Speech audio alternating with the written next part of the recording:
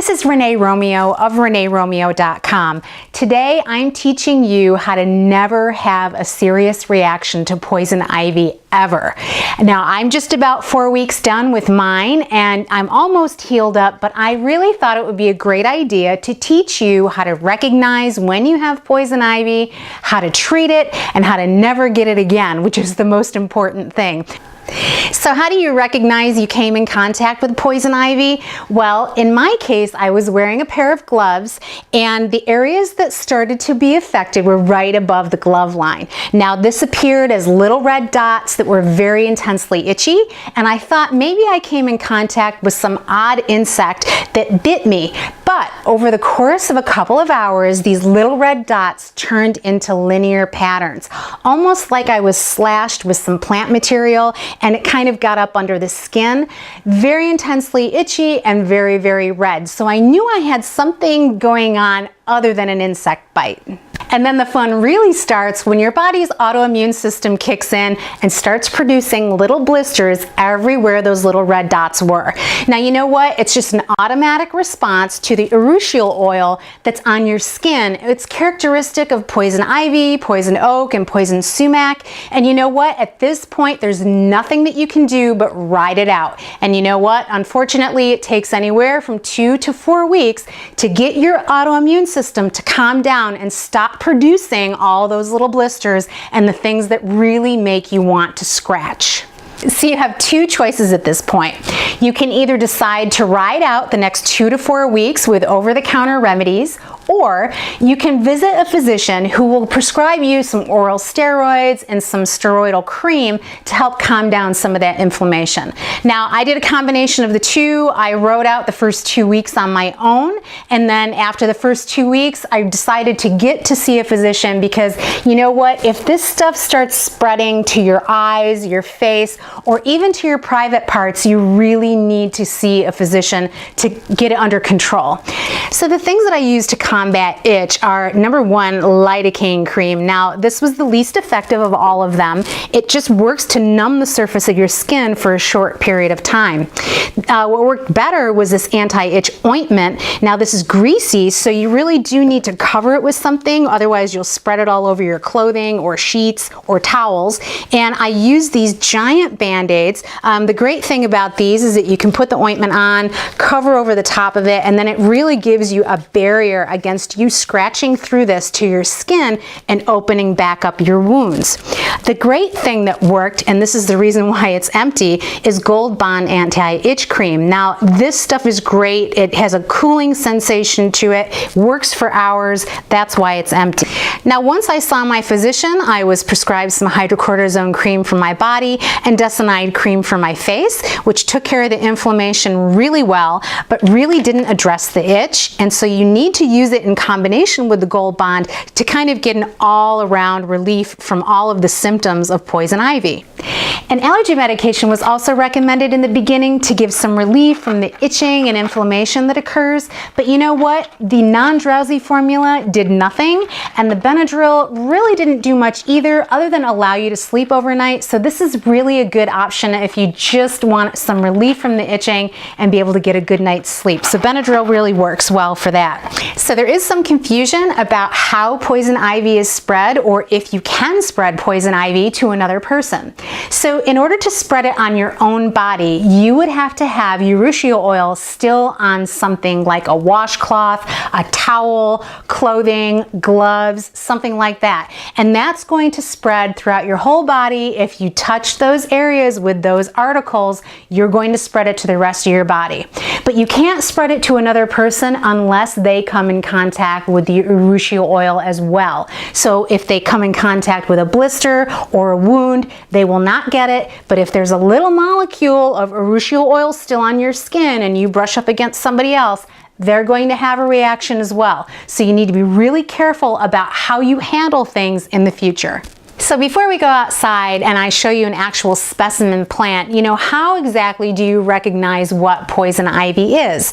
So they have this saying, leaves of 3, let them be. You know, that's great. I've also heard that it has bright shiny leaves, or there might be some red tips. So you know what? I'm not seeing that on my specimen plant, and you may not see it on yours either. So a great way to identify poison ivy, even poison oak, is by the leaf pattern itself. So there are 3 leaves, and the very center leaf is symmetric. So you can see left and right are identical to one another. But if you look at the right leaf and the left leaf of the plant, you can see the side facing the center leaf is actually smooth, and the side facing up actually has like little thumbs, like a mitten. So whether it's poison ivy with the pointed tips, or if it's oak with the rounded tips, more like an oak leaf, it still has that little mitten feature where you've got a rougher edge along the top and then a smoother edge facing that center leaf. So you can recognize it that way. You know, there's also something called poison sumac. And the sumac that you normally see around maybe wooded areas around your house have red berries. That is not a poisonous plant, but if you see this plant, it's got a little bit more of a rounded tip to it. This is the poisonous version, and instead of the red berries, it either has white berries or green berries. You know what? It's a very rare plant. It's only occurring near wet areas. So unless you're in a swampy area or really near a creek bed or something, you're not going to encounter any kind of poison sumac along your wooded walk. So look out for these 2 kind of leaves, and then let's go outside and see what I come up with in my yard. So let's come down. This is right in my front landscape that I'm working on. 2 perfect examples of poison ivy, and you can see symmetric leaf, symmetric leaf.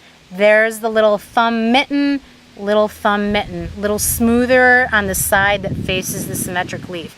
And you can see it's all occurring throughout this landscape, so I really need to be mindful about killing this. And how am I going to kill it? I'm going to mix up 1 part distilled white vinegar to 4 parts water, and I'll spray each and every area, and it'll get rid of it completely. Well, now I'm out in the yard, and you can kind of see here, look at classic example of poison ivy. Red leaves, red tips, nice and shiny. This is a nice young leaf, just like the other one, but you know what? They all look a little different. So really, you just need to look for that leaf pattern right there to tell you just to avoid this plant. So this is classic non-poisonous sumac. You can see it by the classic red berries right there. And if we look at the leaf pattern here, you'll also see this is very symmetric. Nice tips here. This is what's going to tell you that this is the non-poisonous version. The poisonous version is going to have rounded tips on the edges and classic symmetry. So be aware, this is non-poisonous, not something that you need to avoid. So now that you know exactly what poison ivy looks like, you can be more aware when you're out in the woods or around your yard. You know, really be mindful, because this plant should not be burned. Never put it in a fire pit. It can cause respiratory harm or even death. This is something that you don't want to breathe in, so please be very, very careful around this very harmful plant. Well, now that you can identify the plant, you can get online before you go on a hike, and you can see where these poisonous plants exist and see if they're in that area. The other great thing is none of these plants exist over 5,000 feet, so if you're going on a hike that high up, don't even worry about it. So let's say that you've come in contact with poison ivy on a walk or out in your yard, and you're within that 2 to 4 hour time frame of exposure. What you're going to want to do at this point is you're going to want to wash the urishiol oil off of your skin. And you can do it. You really can. You will not have a reaction to this if you get that off your skin. So how are you going to do this? You know, honestly, friction is the best thing. So you have areas like underneath your fingernails or even on your wrists, anywhere you have thin skin are really going to be the areas that you need to concentrate on really well. And think about the last time you might have come in contact with some tree sap, or if you've ever had really heavy car grease on your hands, how hard it is to take that off. That's the kind of effort you're going to put into getting poison ivy off of your skin. So a great thing to have, a nice heavy washcloth to scrub it with. I have a nail brush too. This works really well. You can get into all the little crevices and underneath your nails, which is probably part of the problem when you're scratching. You're actually spreading that around if you've got any of those molecules of oil underneath your fingernails. So once you do that, you can either use Dawn soap, you can use Falls Naphtha soap, you can use regular soap. Really doesn't matter what kind of soap because the friction is the thing that takes care of it. So make sure, I'll say wash 3 times, scrub it like a doctor going into surgery. So I think if you do these things, you wear long sleeves, you wear long pants, make sure you're wearing gloves if you're doing gardening. These kinds of things are really preventative, and you will never have exposure to this, or you may have exposure to it, but it'll be a non-issue for you and you won't develop a rash. So I hope I've helped you identify poison ivy, give you some tips on how to deal with poison ivy, and you know what else? If you've been using gardening equipment and that gardening equipment comes in contact with poison ivy, it can live on that surface for a year or 2. So you might want to make sure that you wash those off the same way. Get a nice scrub brush, wipe everything down, and you'll be good to go for the next time. So this is Renee Romeo of ReneeRomeo.com. I hope I've given you some great tips. Get out there in the woods. Don't worry about poison ivy. I will never have another case of this again. So thank you so much for watching. Renee Romeo of ReneeRomeo.com.